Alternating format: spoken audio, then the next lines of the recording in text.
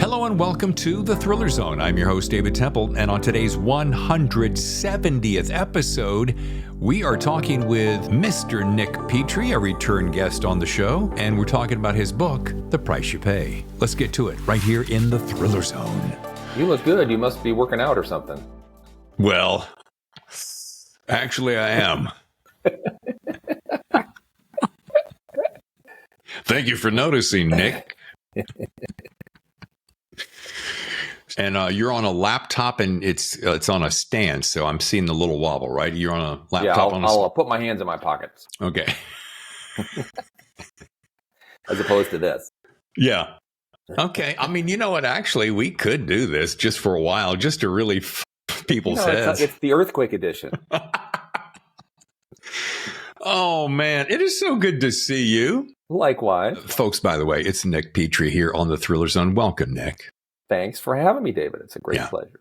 Man, I'm so glad that you're here. And this book right here, The Price You Pay, this is going to sound so corny and cliche, so just bear with me for crying out loud. It's my show. Right when you think, that book's pretty good, and then you come out with the next one, you go, that might be a little bit better. And then you come out with this one. I'm like, God bless America. He did it again. I mean, this one's good. Well, I appreciate it. It was a long, hard road on this one. I had a year without a book, and, some books sort of come out of you, and some books you have to drag out kicking and screaming. And this was one of those books. So I'm glad all of the effort showed.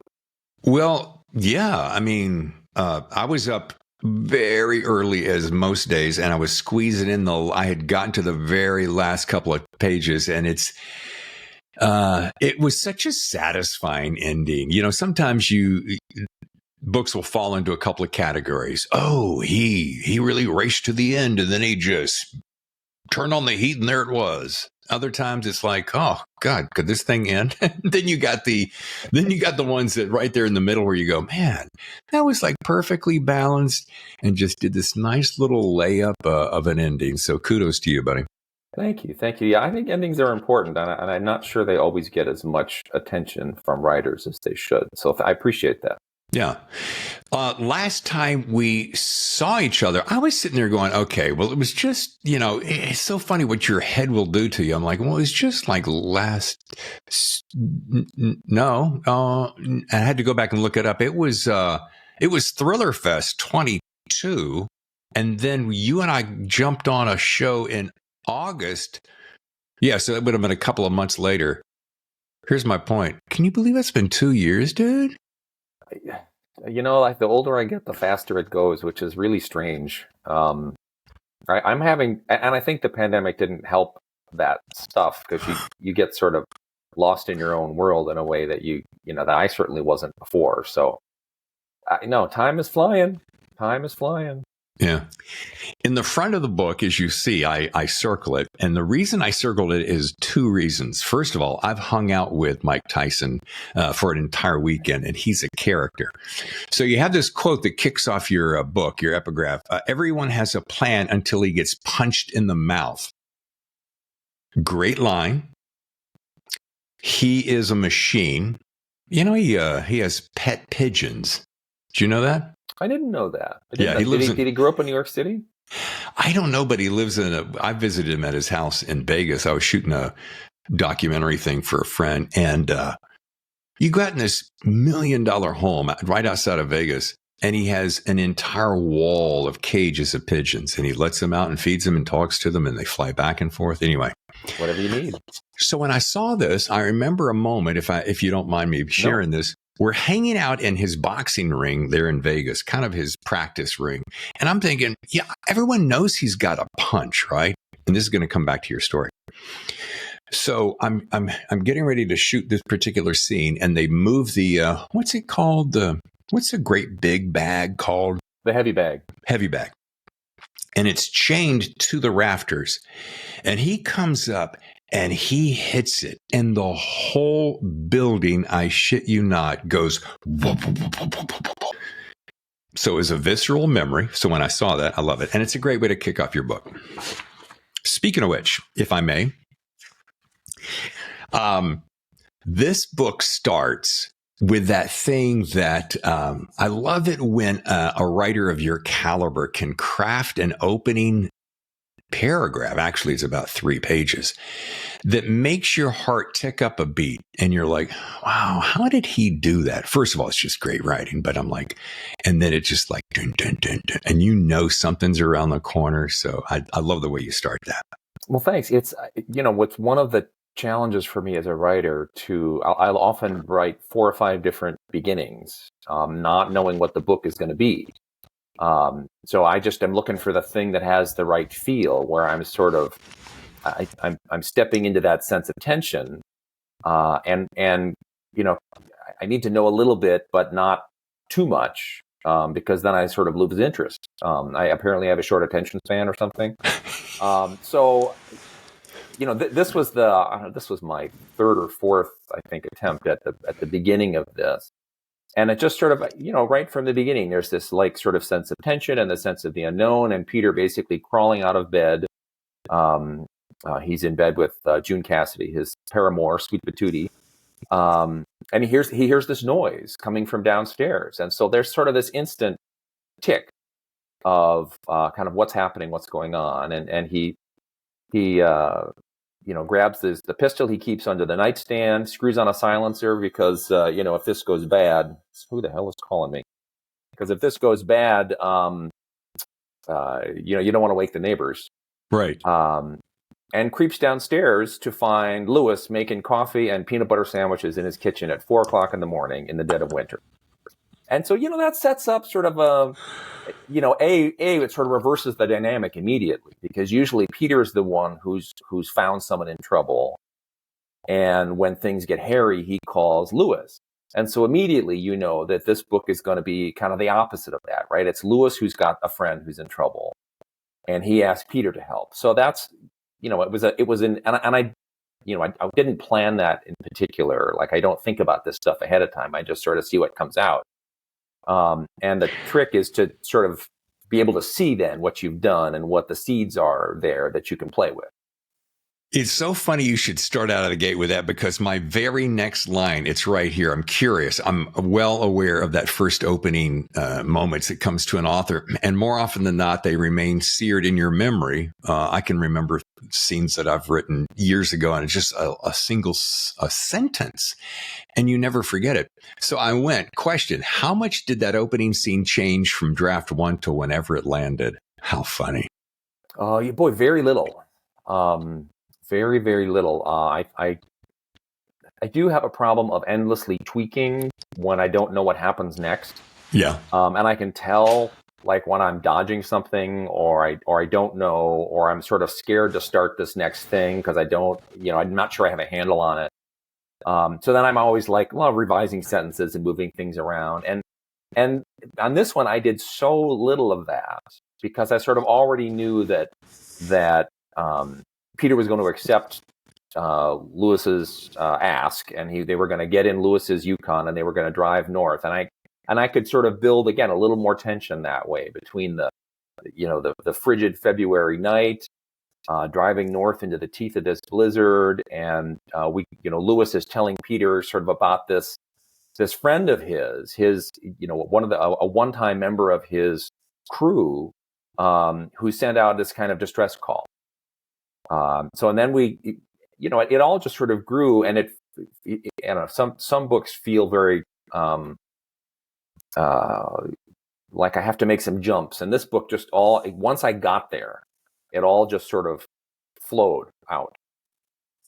Well, we started off the show talking about how time flies. And can you believe it was just 2016 when you debuted Peter Ash? I was thinking to myself, it's been like dozens of years. And I'm like, no, it's only 2016. That's only, help me with math, 8 years ago? Yeah, but that's 56 years in dog years. So, which is about how it feels. So while it may seem a little Captain Obvious for me to say, where or who would you say inspired you to create this war vet that suffered, as many do, with PTSD? I had a bunch of clients. In my former life, I was a freelance home inspector. So if you bought a house, you'd hire a guy like me to tell you what was wrong with it. And I had been a renovation contractor prior to that. So I had a lot of knowledge. And I was really aware that I was often the only person in this transaction that was actually going to tell these people the truth. Real estate being what it is often.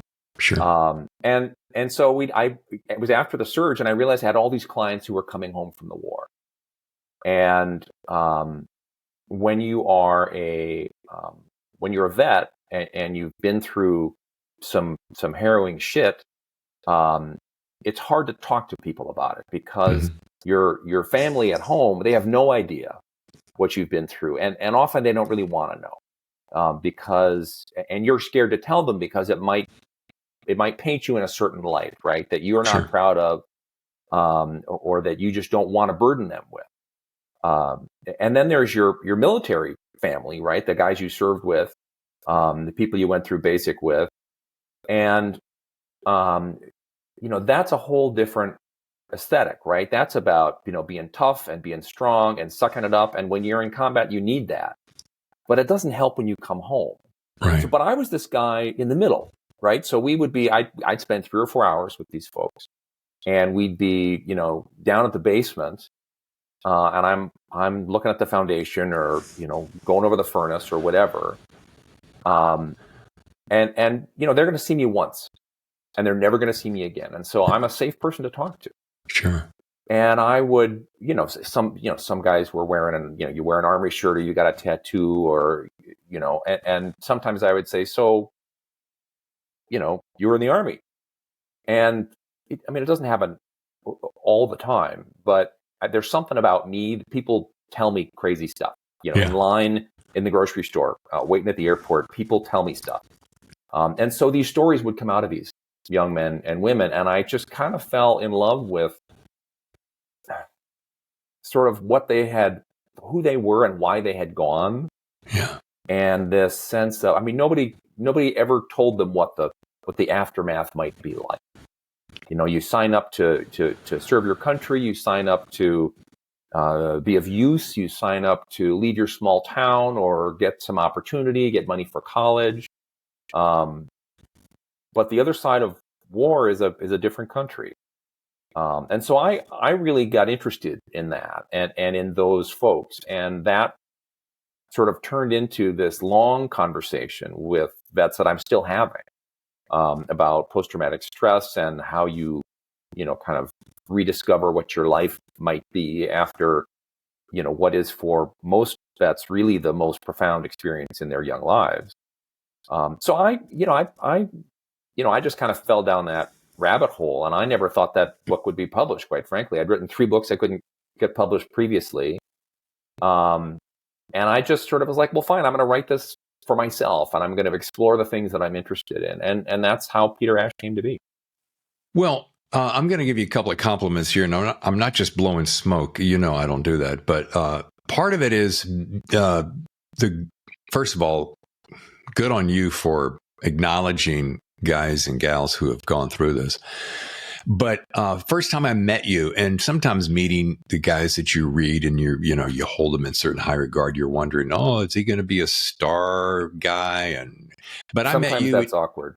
Yeah, but you're so warm and approachable and so chilled, and I think that's part of the magic for your experience, where people just feel like, oh, he's a real guy, good guy, down to earth. I can just talk to him. So good on you. I appreciate that. I'm interested in people, and I think that's part of kind of how and why this stuff happens to me is because I want to know who people are. I want to engage with people, and I think in some way folks can tell. And I do want to say very clearly, and I say this in all my books, that I'm not a veteran, so this is not my experience. Right. But these books are based on literally hundreds of conversations with folks who served in Vietnam and going forward.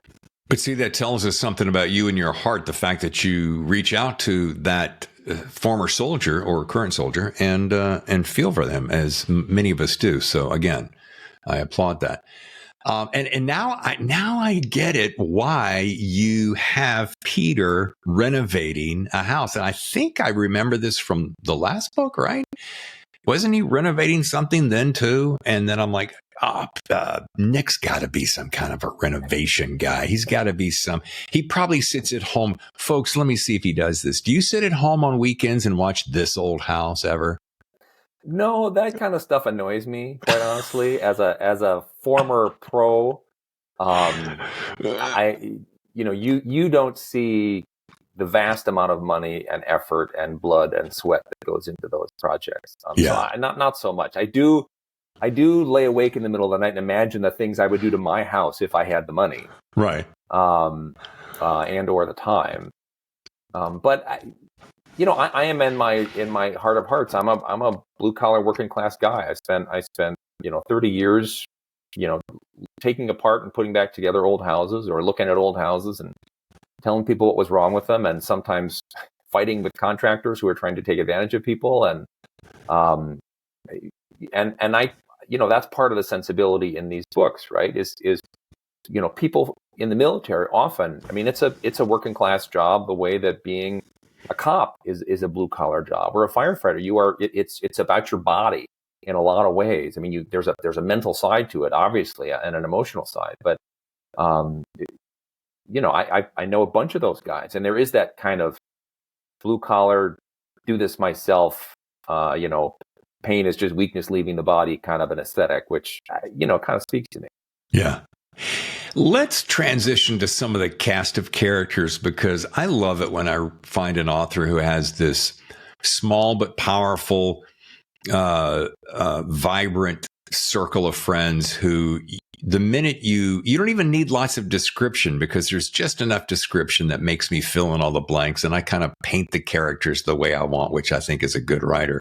So let's start with Lewis.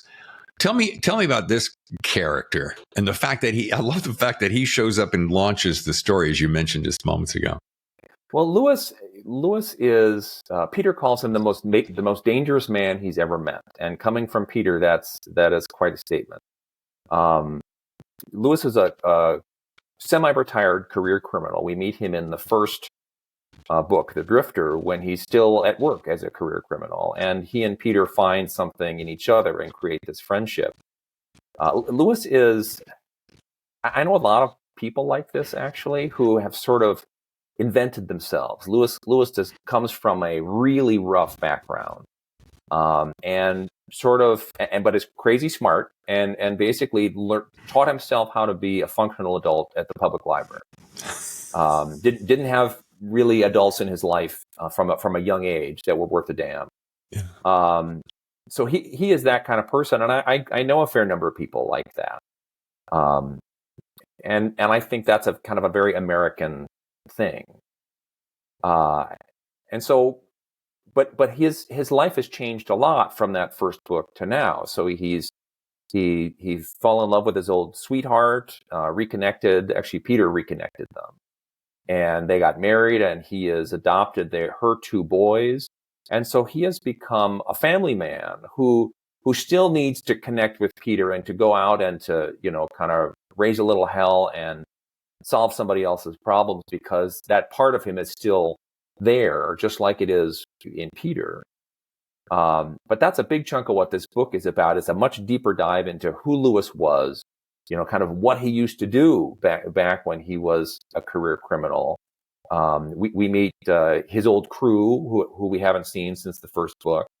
And so, to me, that was the challenge, was to really, and readers have been asking for this actually since the very beginning, is, where's the Lewis book? So this is, in a way, sort of the Lewis book. The Lewis book, yeah.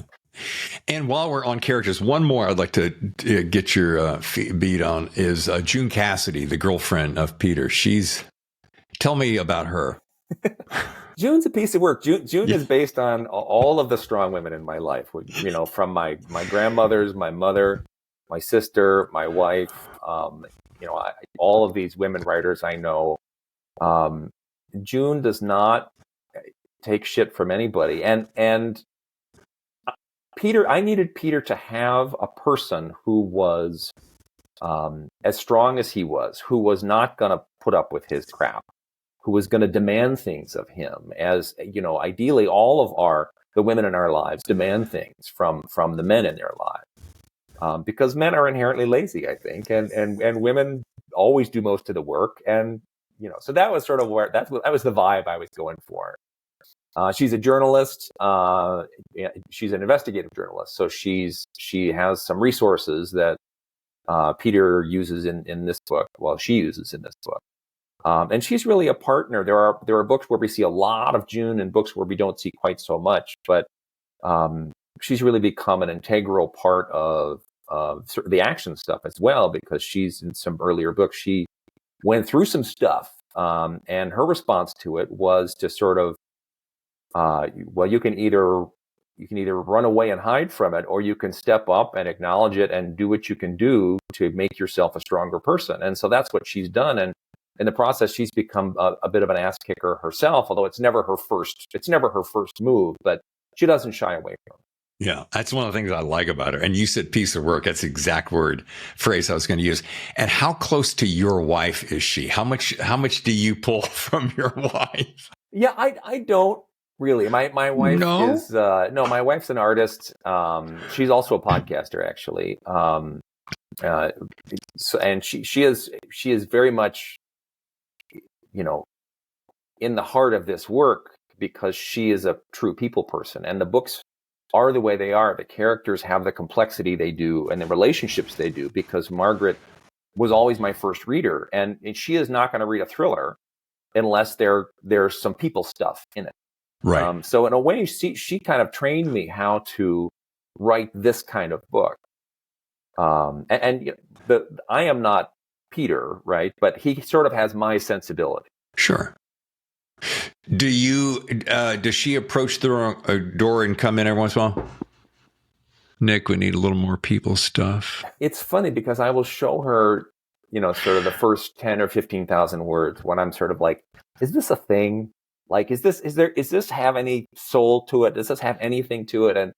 And whether it's true or not, she's an excellent spouse of a writer. She's like, it's fine, just keep going. Like, it's all good.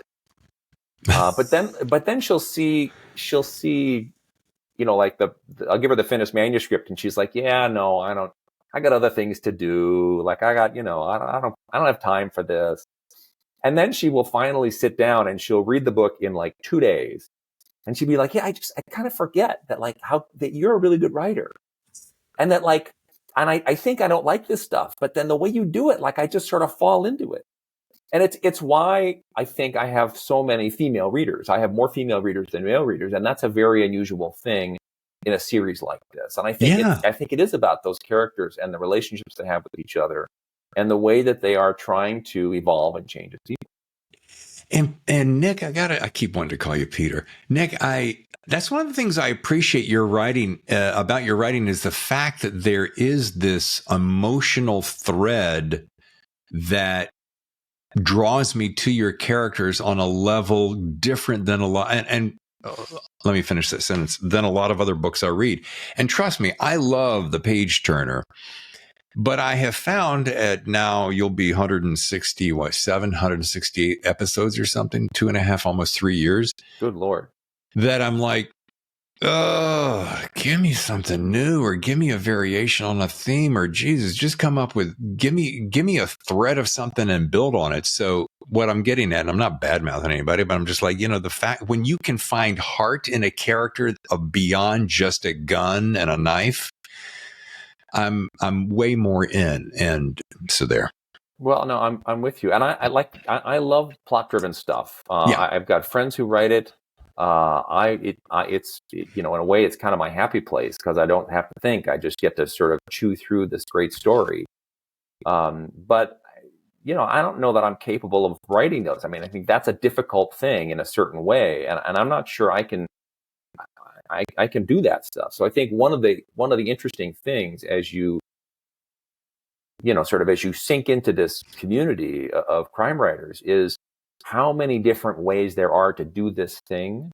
Mm-hmm. And there are some tropes, and I do get tired of some of that stuff, but it's also there for a reason. So it's not so much about, is the trope there? It's, how is it done differently? How well is it done? It is a genre, and there are forms to it. But I don't know. I have friends who write stuff that's so different than what I do, and I just eat it up. Yeah. So it's all, it's one of the great things about this community. Do you have a favorite author that writes in the thriller genre? And I know you got a lot of pals. I mean, we all hanging out the same groups in Thriller Fest. But is there somebody? And I know that's a loaded question because you're going to, well, if I say him and I don't say him, or I say her and not, Well, I can talk about my influences. There you go. Let's do it that way. So, Nick. I mean, I do have a bunch of friends, and in a way, that's most of the fiction I read now are people that I know. But so, like, Robert Crace is a great example. So his first book, The Monkey's Raincoat, came out when I was in college. And I had already been reading Spencer and Gregory MacDonald, and I opened The Monkey's Raincoat, and I was like, oh, wow. Like, he's doing so many things all at once. And so he really became, and I've read everything he's done. He's become a friend. He's a totally great guy. Oh, yeah. And, so he is one of my real inspirations, because there is a lot of tension and there's action, but the heart is at the center of it. So I think that's the stuff that, that I gravitate toward, in terms of inspiration, because that's what I'm interested in doing. I'm going to take 20 seconds off a beaten path, because you said something about 4 minutes ago that I went, wow, it just surprised me. It was the ratio of women to men readers. And based upon my comment about a certain kind of having heart in a character and the fact that you just gave me, have you ever thought about it? And don't laugh until you hear me out. Have you ever thought about dabbling in something in the neighborhood of romance? Well, there's a point at which, if I did, it would have to be as somebody else. Sure. Right? My publisher and my agent are both very staunch defenders of the so-called Nick Petrie brand, sure. Which is kind of a weird thing to think about. And I think it's something that a lot of writers wrestle with. It's like, I've been, this is the thing that they're interested in that I've been writing, but I'm not just that. I'm more than that. And so, I have Michael Carita, for example, started out writing these sort of ghost stories, and then became a thriller writer. And then whenever he wants to write a ghost story, now those are published under, I think it's Scott Spencer. Spencer is his pen name. So it's just, the publishing business is a weird ass thing. So I don't know. I also, the longer I write thrillers, the less patience I have for books in which nothing happens. Yeah. Well, who wants to read that? Well, a lot of people read literary fiction, and I love the language and I love the character development, but if nothing happens, it's just hard for me to stay interested. Right. So it would be fun to write. That first book with Peter and June in it, Burning Bright, is a love story. And the second book, actually, which is Light It Up, where Peter and June get together again, is also a love story. And that was part of the fun of that, and of showing that. So, I don't know. The downside to writing this successful, which is now, I guess, apparently a long-running series, I've been told, 8 books. 8 books is, traction, baby. Keep going. So, I can't kill off June Cassidy, right? Peter can't, have a girl on the side. Like, that is just something that can't happen. And so, I'm going to preempt one of your questions, which is probably, what are you doing next? I'm actually working on a standalone where I get to kill anybody I want. Nice. And wait a minute, you get to, or Peter? It's not Peter. It's a standalone novel. Oh, the where big essay. I get to sort of start over in a way, and try some new kinds of storytelling and some new kinds of characters. and to sort of, to your point, like it's nice to be able to try something else and to sort of step out of the thing you've been doing so that you can go back to it and see it in a new way. Okay, so let me ask this, Mr. Jump ahead of my preemptive question. So I'm going to preempt your preempt and see you a preempt. I have no idea what that means. So if your people, I'm going to say your people in air quotes, Dancing Bunny, says, I love Peter Ash, don't change a damn thing, Nick, are they the same people behind, hey, yeah, go out and knock yourself out, try something new, get crazy with it. We'd love to see what you got. No, I had to push hard to make this thing happen. My first book, I had a contract for 2 books, both in the series. My second contract was for 2 more books, 3, and number 4 was, in theory, a standalone by mutual agreement, which in the publishing world means they tell you what they want and you do it. Wait, how does mutual fit into that? Well, yeah, especially when you're early in your career, you don't have a lot of power in that relationship. Mm-hmm. I hear that. C.J. Box, John Grisham, Stephen King, they're on the other end of that equation. Yeah. So it's just sort of the nature of that beast. But so 5, 6, and 7, it was okay. Well, 7 is going to be a standalone, and I said it really is going to be a standalone, and they're like, yeah, right.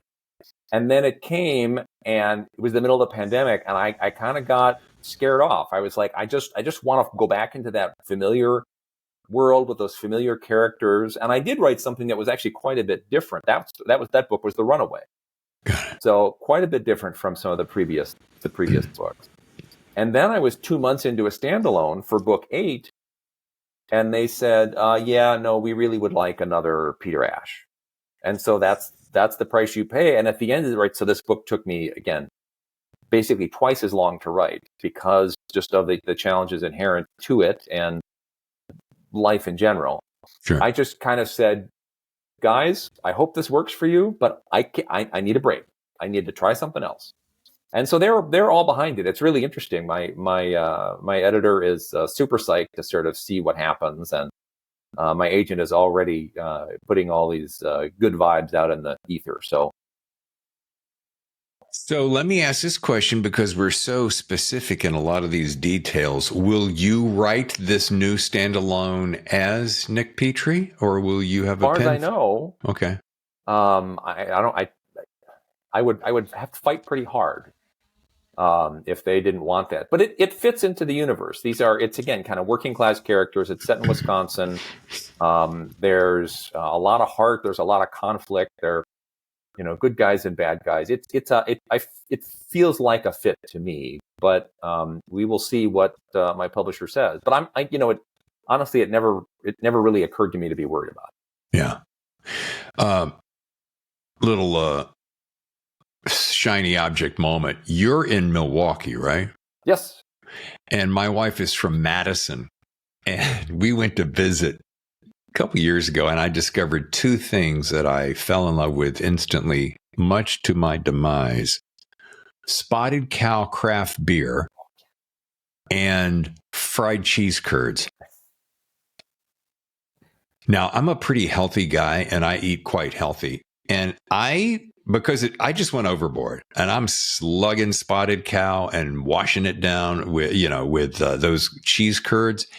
I came home. Daddy wasn't very happy in certain places. Yeah. No, it's fun. I mean, the older I get, the less of any of that stuff my body is interested in dealing with. Yeah. Body says, you're going to put that away right now, or I'm going to.